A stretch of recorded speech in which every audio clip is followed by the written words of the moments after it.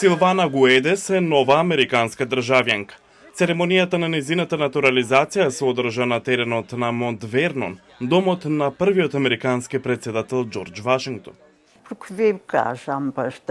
Живеам толку многу години тука, па зошто да не бидам американска државјанка? И така, сега мојот статус е решен. Гуедес е по потекло од Португалија. Таа живее во САД повеќе од 2 децении. Овој ноември таа гласа за прв пат. Следам политика и на радио и на телевизија, ги следам дебатите. За мене тоа е важно, бидејќи гледам што мислат за нивните идеи и што би направиле. Експертите велат дека овие новодојдени гласачи би можеле да одиграат клучна улога на претседателските избори во ноември, особено во одлучувачките сојузни држави. Повеќе од 600.000 натурализирани граѓани живеат во Џорџија, покажува проект објавен на Универзитетот на Јужна Калифорнија. Близу 400.000 се во Мичиген и речиси 465.000 во Аризона.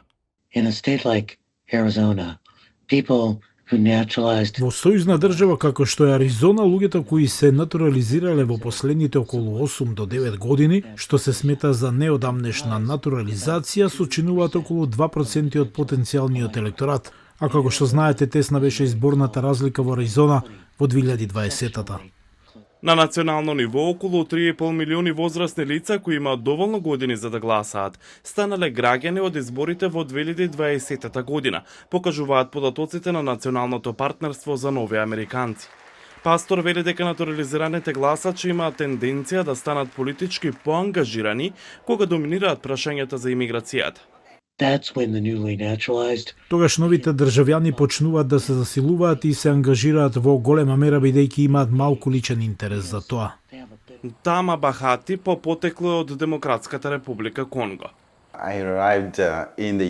Во САД пристигнав на 6 септември 2001 година и се уште се сеќавам дека тогаш во Чикаго беше 15 часот.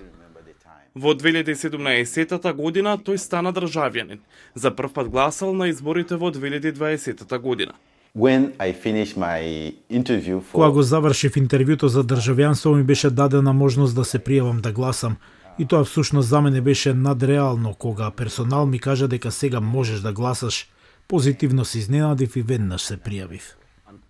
Експертите велат дека граѓаните кои се стекнале со државјанство по пат на натурализација имаат тенденција да пристапуваат кон својата граѓанска одговорност со голема сериозност, а гласот на овие нови американци би можел да биде решавачки во одлучувачките сојузни држави.